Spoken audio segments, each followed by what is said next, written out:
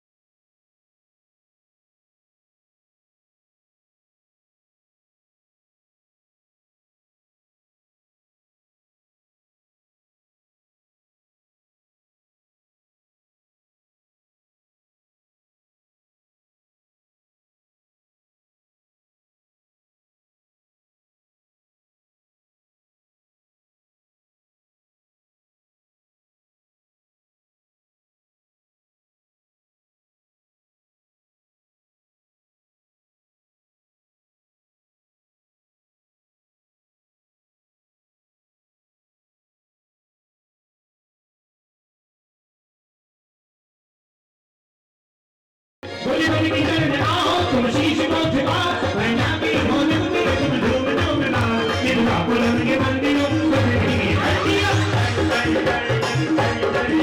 निभा बुलंद के मंदिरों बजरंगी की हड्डियां।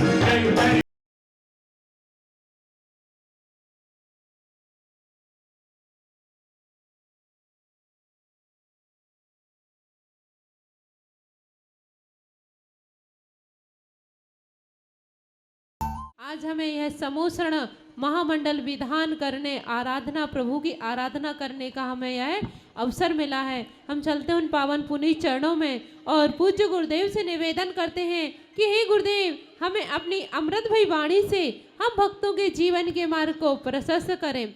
समताधारी करुणाधारी, समताधारी करुणाधारी, गुरु सौभाग उपकारी है, आगम ज्ञाता के चरणों में झुकती दुनिया सारी है। भक्तों का दुख हर लेती हैं, जिन शासन के सितारे हैं, ऐसे गुरुवर सौभाग्य सागर जी को सत सत नमन हमारा है, ऐसे गुरुवर सौभाग्य सागर जी को सत सत नमन नमन। हे गुरुदेव, हमें अपनी दिव्य देशना से हम भक्तों के जीवन के मार्ग को प्रशस्त करें। नमोस्तु नमोस्तु नमो।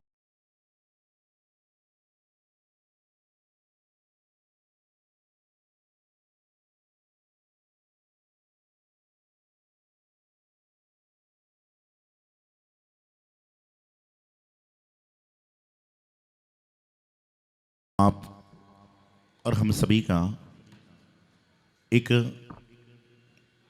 विशेष पुण्य का उदय है कि हम भगवान के शोषण में बैठकर धर्म आराधना, धर्म साधना करने का प्रयास कर रहे हैं।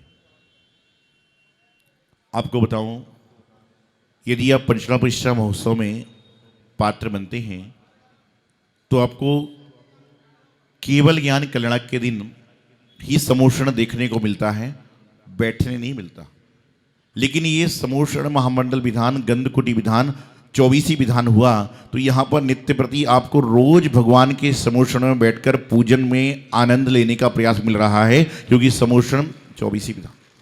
प्रतिष्ठा महोत्सव में भी कौन जाता है? महाराज जी जाते हैं, संघ जाता है, और जो 4 पात्र होते हैं प्रतिमा स्थापित करने जाते हैं, बैठने वहां पर भी नहीं मिलता।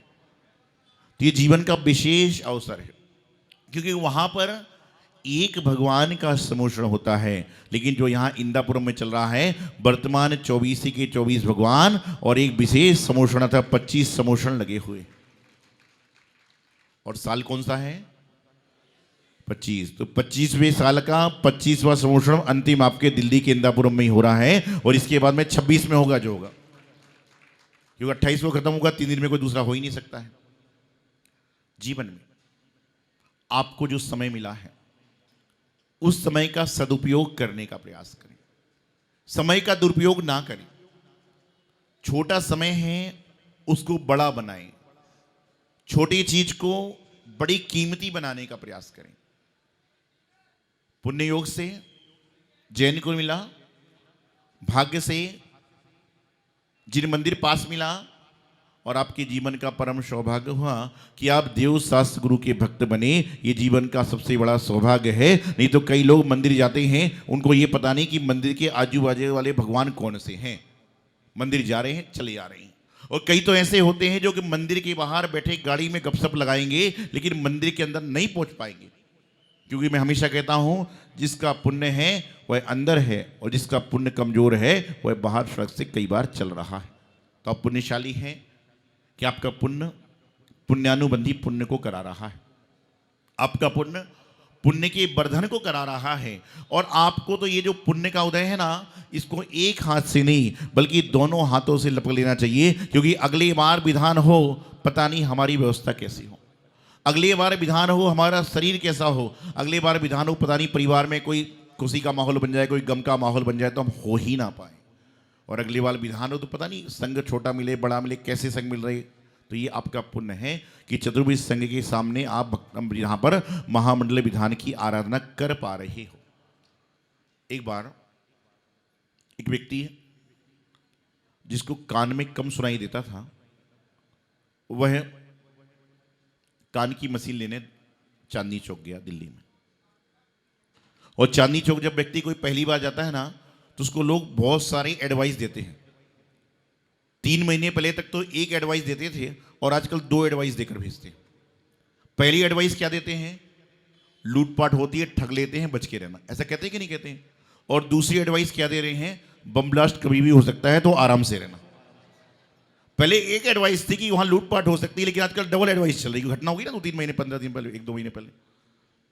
तो बताना क्या चाह रहा था मैं आपको कि वह चांदनी चौक पहुंचा कान की मशीन लेने के। उससे पूछा मशीन कितने कितने रुपए की है? उसने कहा 20 रुपए से लेके 2000 रुपए की, 5000 रुपए तक की है। अब आप सोचिए, कान ने सुनना तो है ही ना, सुनना ही तो है, तो 20 रुपए में काम चला लो, 20,000 में क्या रखा है? उसने बोला मुझे 20 रुपए वाली दे दो। उसने 20 रुपए वाली मशीन दी, डोरी दी, कान में मशीन लगा दी। उसने कान में मशीन लगाई, बोले मुझे कुछ सुनाई नहीं दे रहा है। बोले सुनाई देगा भी नहीं। बोले मशीन लेने का फायदा ये है कि तेरे कान में मशीन लगी है तो लोग सोचेंगे ऊंचा बोलता है, तो वे तुम्हें ऊंचा बोल बोल के सुनाएंगे, तो तेरे 20 रुपए वसूल है। कान में मशीन है तो लोग समझ जाएंगे ये ऊंचा सुनता है, तो लोग तेरे सामने तेजी तेजी से बोलेंगे, तो तेरे 20 रुपए। तो यही संसार में हो रहा है कि यहां पर लोग दिखावे में हैं कि हमने धोती दुपट्टा पहन रखा है तो मुझे लोग साइड से जाने देंगे, धर्मात्मा है। लेकिन धोती दुपट्टे के अंदर कितने दाग हैं तो तुम जानते हो, भगवान जानते हैं, परमात्मा जानते हैं। मात्र धोती दुपट्टे पहनने से आदमी धर्मात्मा नहीं कहलाता। बल्कि धोती दुपट्टे जो पहनने के गुण हैं, सद्गुण हैं, उनको भी अपने अंदर धारण करोगे, जब जाकर आप धर्मात्मा की श्रेणी में आते हो, पुण्यात्मा की श्रेणी में आते हो। 24 भगवान की स्तुति हो रही थी। अब यहां पर सुबुदीनाथ भगवान, पुष्पवंत भगवान की स्तुति हो रही थी। आदिनाथ भगवान, ऋषभदेव भगवान की स्तुति हो रही थी। भगवान महावीर, स्वामी वीर, अतिवीर, सन्मति, महावीर, वर्धमान, इन भगवान की स्तुति होगी। अतः पहले भगवान से लेकर 24 भगवान तक की स्तुति यहां पर होने वाली है।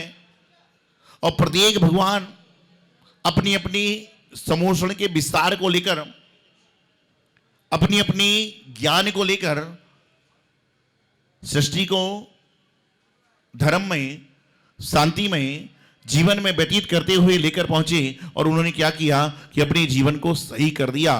और तीर्थंकर भगवान ने जो साधना करी है ना, वो तीर्थंकर भगवान ने साधना अपने लिए नहीं करी।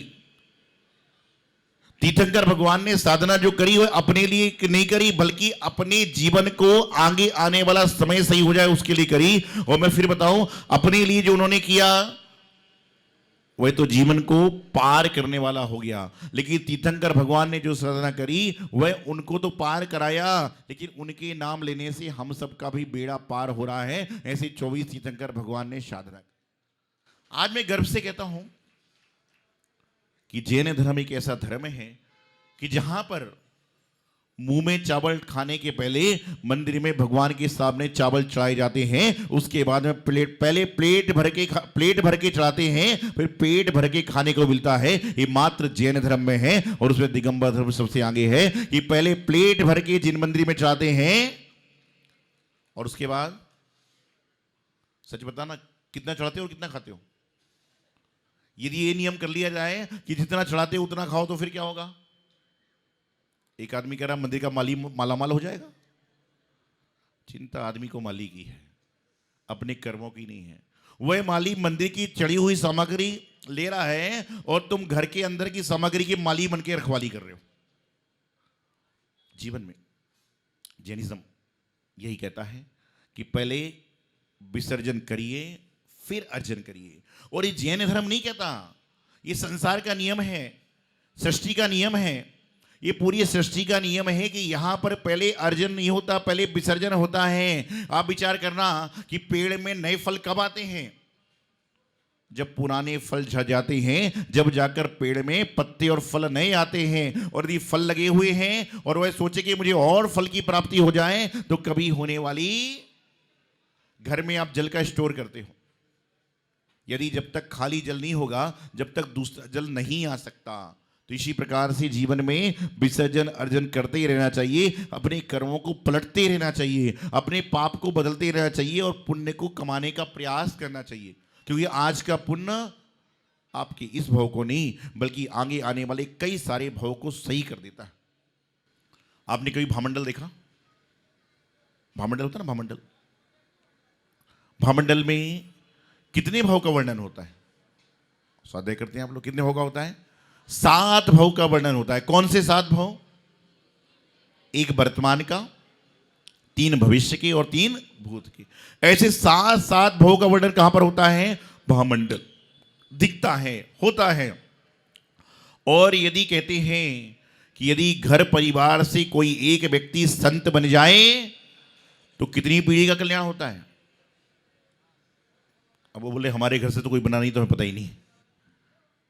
एक घर से कोई संत बन जाए तो 7 पीढ़ी का कल्याण होता है। कितनी पीढ़ी का? 7 पीढ़ी का। वर्तमान की पीढ़ी का, 3 भूत की पीढ़ी का और 3 भविष्य की पीढ़ी। कहते हैं ना, इनके दादाजी महाराज थे, जैसे बता रहे विकास जी की बहन माता जी हैं, मतलब साधु महाराज पुण्य कमारे, घर वालों को आपको मतलब फ्री में मिल रही भाई। लेकिन वही मिल रही कि उनके बीच में रह के संस्कार मिले, जब जाके वो संत बन पाए।